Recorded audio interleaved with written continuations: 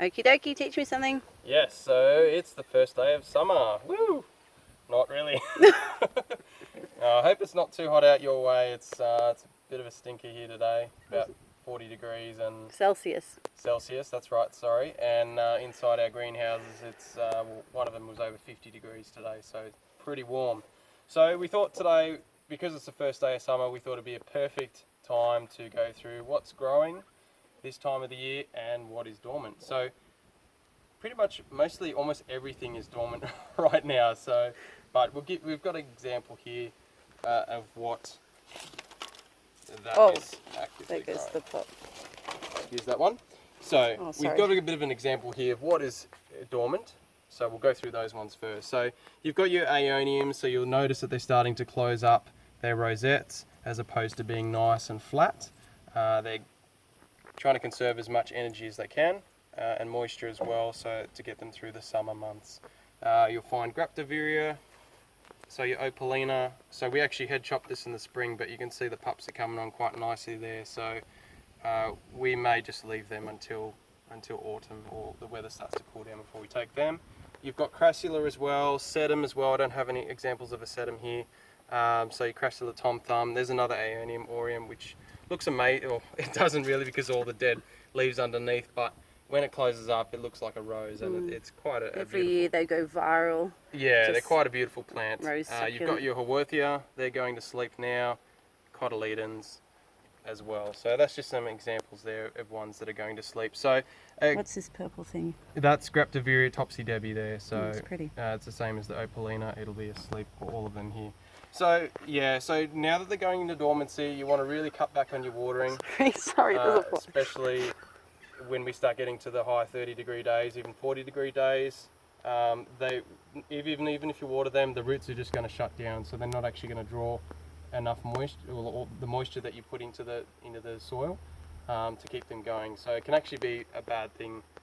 They'll just rot and die. So you want to be very sparingly with your watering. Obviously, if you're getting quite a bit of rainfall, it's there's not much you can do about that. But yeah, so we'll be changing from watering. We're doing these guys. We were in the spring once a week to almost once a fortnight. So not much at all with them there. So if you are going to water them when it does come, try to pick a fairly cool day. Hopefully under 30 degrees is perfect to do them. I like to water in the morning. That way it gives the whole day for that potting mix to dry out before it hits the peak of summer. The hottest day through summer. So that's just what I like to do. Everyone is different. Some will water in the afternoon, and that's okay as well. Personal preference, really. So it is okay now to also, if they're flowering, remove the flowers, remove any dead leaves. We want to remove the flowers because the plant is still trying to put energy into that. We don't want that. We want the plant to put energy into trying to survive to get through summer. So cut them off. You can actually pick the leaves and, put them aside in a fairly shaded spot and see if they'll strike. Ours are still doing it, so it's okay to do that. Good time to remove the leaves, any dead leaves around the majority of your plants, because it is a perfect place for insects or bad pests like mealybug, for example, to start to get in and create all sorts of havoc, because it is... sorry, keep going. You alright? Yeah, okay. Because they're just active through the warmer months. So good time to remove them. By also removing all the dead leaves, you're allowing good ventilation to come through, and that just helps with any drying if you've watered the mix as well, or if there's water in the rosette too. So it just helps with extra ventilation. So now we're going to go into growing what is growing now. So you've got your Echeverias. They're looking quite nice at the moment. So you've got Echeveria Orion here. You've got Sempervivums, so purple haze here, so they're growing as well. You've got your Lithops, who are mostly finished splitting. So it's a good time to start to water them as well. You've got Ceropegia, so Chain of Hearts. This is the variegated form.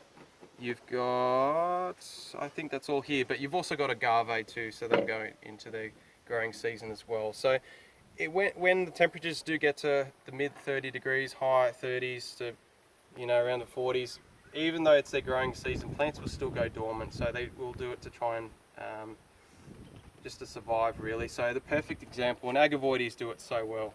So you stress them out, or they go really dry, they'll actually close their rosettes to protect themselves. So they'll do this also to protect from sunburn through the heat of the day. And then once you water them, or if they get a bit of rain, they'll flatten out. So you like this Romeo Rubin there as well. So remove all the flowers as well. You want them to conserve the energy as well, but also put it into the growing. But also when it does get hot days, you want them to focus, just to protect themselves. So also good to remove any dead leaves as well for good ventilation and also preventing insects from getting in. And watering, so watering you can get away with weekly with these guys now. If they are going to a bit of a shutdown mode, when we get the high 30-degree days, then you want to cut down your watering as well, because like the plants that are dormant, they actually won't take in that water when it's really hot.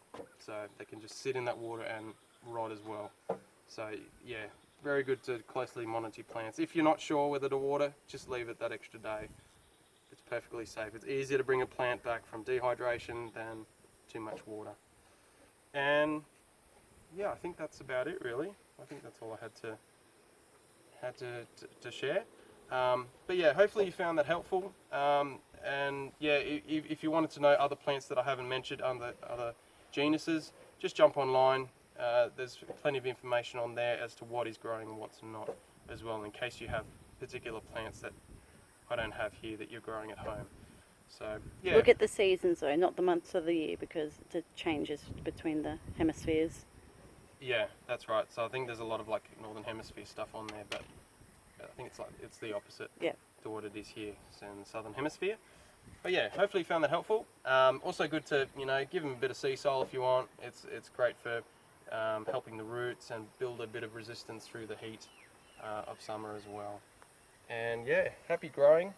Some plants will look a bit, they've